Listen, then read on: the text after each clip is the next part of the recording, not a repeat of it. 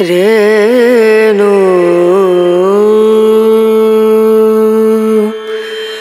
রেণা।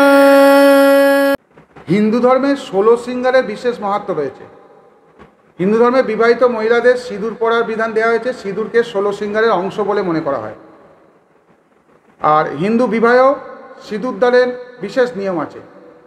বিয়ের পর থেকে স্বামীর দীর্ঘায়ুর জন্য সিঁদুর পরেন মহিলারা। তবে সিঁদুর লাগানোর সময়ে কিছু নিয়ম মেনে চলা উচিত। সিঁদুর লাগানোর সময়ে করে থাকা সামান্য ভুল স্বামীর জন্য দুর্ভাগ্য ডেকে আনতে পারে। প্রচলিত বিশ্বাস, জ্ঞানত বা অজ্ঞানত এই ভুলগুলি করে থাকলে স্বামীর জীবনে নানা সমস্যা দেখা দিতে পারে। পাশাপাশি অর্থাভাবে জড়িয়ে পড়তে পারে জীবন। এই সমস্যা এড়াতে সিঁদুর পরার সময় কোন কোন ভুল করবেন না সেটা জেনে নিন আজকের আলোচনায়। নমস্কার, আমি কৃষ্ণেন্দু চক্রবর্তী। আমার চ্যানেলে আপনাদের সকলকে স্বাগত জানাই। আপনি যদি আমার এই চ্যানেলে প্রথম হন তাহলে অনুগ্রহ করে চ্যানেলটি সাবস্ক্রাইব করবেন আর পাশে বেল আইকনটির উপর ক্লিক করবেন, তাহলে আমার প্রতিটি ভিডিওর আপডেট আপনার কাছে চলে যাবে। আর আমি অ্যাস্ট্রোলজি লেসেন্স মানে অ্যাস্ট্রোলজিক্যাল টিউটোরিয়াল আপলোড করি। সেই ভিডিও থেকে আপনি কিন্তু একদম প্রাইমারি স্টেজ থেকে অ্যাস্ট্রোলজি শিখতে পারবেন। সেইভাবেই আমি ভিডিওগুলো পরপর স্টেপ বাই স্টেপ প্রডিউস করছি বা তৈরি করছি। তো আপনি যদি প্রকৃত রূপে আমার এই চ্যানেল থেকে অ্যাস্ট্রোলজি শিখতে চান তাহলে কিন্তু আপনাকে মেম্বারশিপ নিতে হবে। আমার আলোচনার বিষয়বস্তু যা থাকে তার ওপর নোটস আমি আমার চ্যানেলের কমিউনিটি ট্যাবে দিয়ে দিই। আমার চ্যানেলের পেজটা, মেন চ্যানেলের যে পেজটা খোলেন যদি, প্রথমেই তো একটা হোম পেজ থাকে, তারপরে থাকে ভিডিও, তারপরে প্লেলিস্ট বিভিন্ন রকম থাকে। সেখানেই দেখবেন কমিউনিটি বলে একটা ট্যাব আছে। সেই কমিউনিটি ট্যাবে অনলি ফর মেম্বার্স বা মেম্বার্স অনলি পোস্ট থাকে। মেম্বার হলে তবেই সেই পোস্টগুলো দেখতে পাবেন।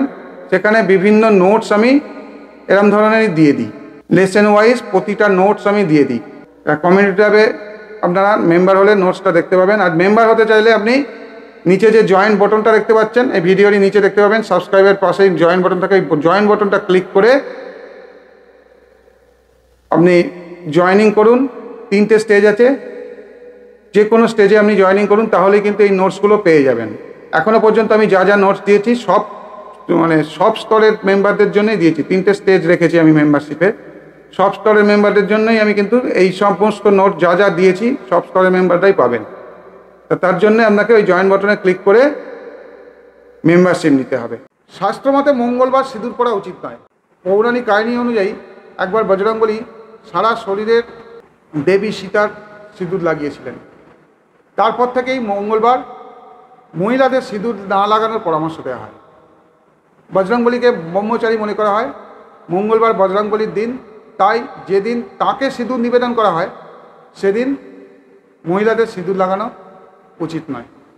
আর নিজের ব্যবহার করা সিঁদুর কোনো মহিলাকে দেওয়া উচিত নয়, কারণ এর ফলে আপনার স্বামীর অমঙ্গল হতে পারে, স্বামীর জীবনে দুর্ভাগ্য বৃদ্ধি পেতে পারে।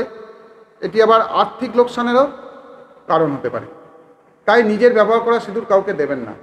এছাড়া হিন্দু ধর্মের সিঁদুরকে অত্যন্ত পবিত্র বলে মনে করা হয়, তাই কখনো স্নান না করে সিঁদুর লাগানো উচিত নয়।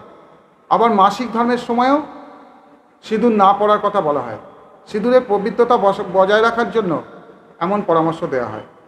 আর একটা বিষয়, স্নানের পরে সিঁদুর লাগানো উচিত, কিন্তু কখনো ভেজা চুলে সিঁদুর লাগাবেন না।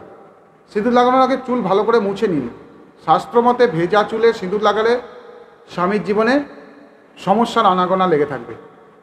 কারো কাছ থেকে উপহারে পাওয়া সিঁদুর লাগাবে না। অন্য কোনো ব্যক্তির টাকায় কেনা সিঁদুর লাগাতে নেই, কারণ এমন করলে আপনার স্বামীর জীবনে আর্থিক লোকসানের সম্ভাবনা বৃদ্ধি পাবে। তবে পরিবারের আত্মীয় যেমন শাশুড়ি, যা, ননদদের দেওয়া সিঁদুর ব্যবহার করতে পারেন। এছাড়া বহিরাগত কোনো ব্যক্তির সিঁদুর ব্যবহার করা উচিত নয়। বহু মহিলা সিঁদুর লাগানোর পর তা চুল দিয়ে ঢেকে দেন যাতে তা দেখা না যায়, কিন্তু শাস্ত্রমতে এমন করলে স্বামীর জীবনে অসাফল্য দেখা যেতে পারে। মাথার মাঝখানে সিঁদুর করে সিঁদুর লাগানো উচিত। কোনো বহিরাগত ব্যক্তির সামনে কিন্তু সিঁদুর লাগাবেন না। আজকে আলোচনা এই পর্যন্তই। আলোচনা কেমন লাগছে কমেন্টে লিখে জানাবেন। নমস্কার।